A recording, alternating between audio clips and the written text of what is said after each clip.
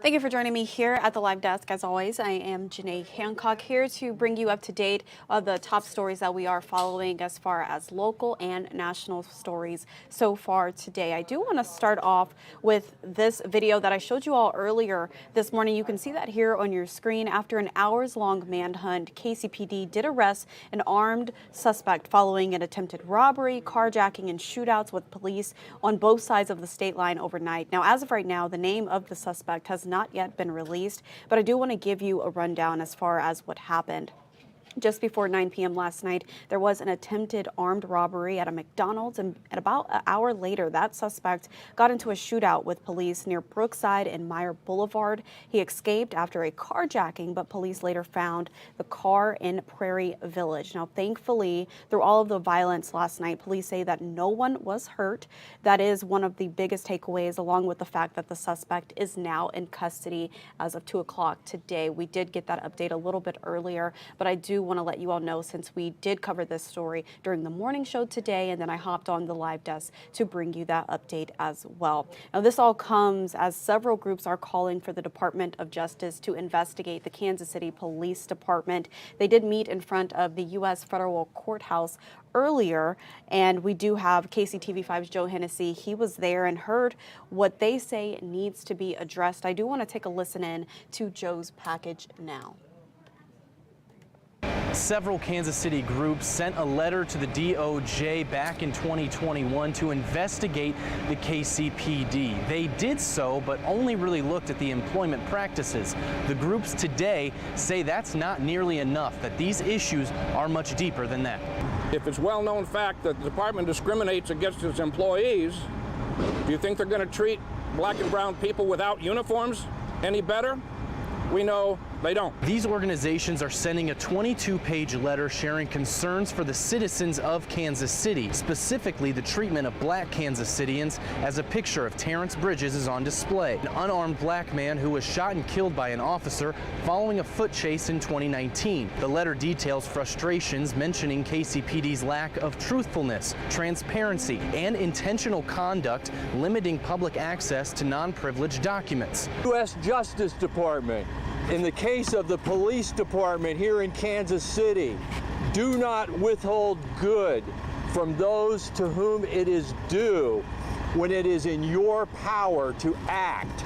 They hope the DOJ understands the frustration and appreciates that they don't wish to seek federal intervention, but feel it's the only hope. That the department refuses to acknowledge any problems exist since it effectively governs itself. The mayor and the city council who represent us can't do anything about these policies. So that's why a federal investigation is necessary. In downtown Kansas City, Joe Hennessy, KCTV5 News.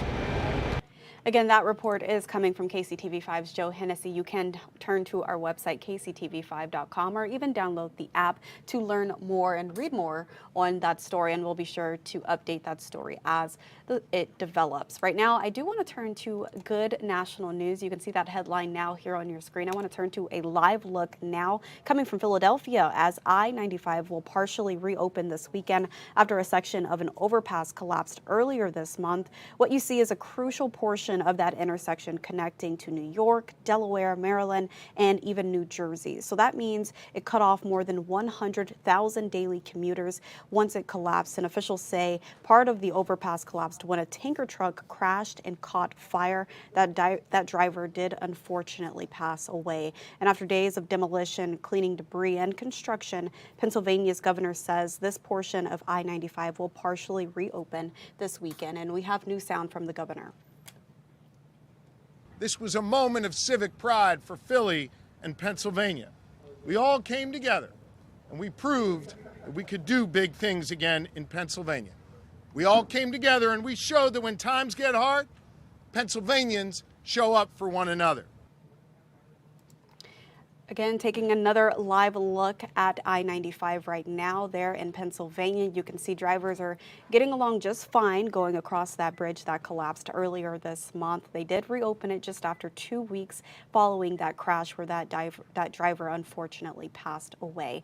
Again, I do want to turn to Twitter, taking a look at the last national story that we are following here at the live desk. You can see here that 1 year ago, the Supreme Court overturned Roe v. Wade and deprived women of the right to choose. Well, today, President Joe Biden is signing his third executive order on reproductive health care since the Dobbs decision, which will strengthen access to affordable, high-quality contraception.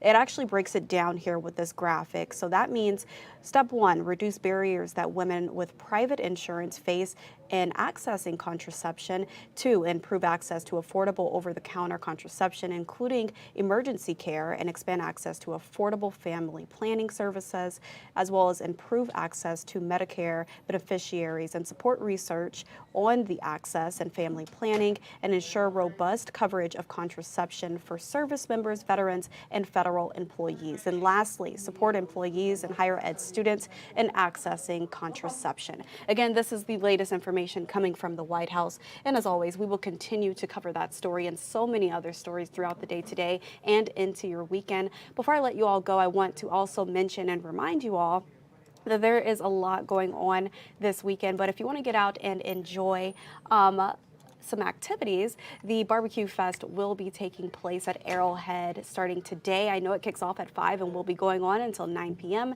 and then it will continue tomorrow. You can always head to their website, and you can head to our website to read that story. I know KCTV5's Nathan Brennan was out there this morning. We have that live video on our Facebook page and YouTube page right now as we speak, but you could check it all out. And he brought some barbecue back and it was pretty tasty. So definitely, if you have some time this weekend and you want to get out there, check it out. Again, I am Janae Hancock here at the live desk. If we have any breaking news, I will be sure to hop back on.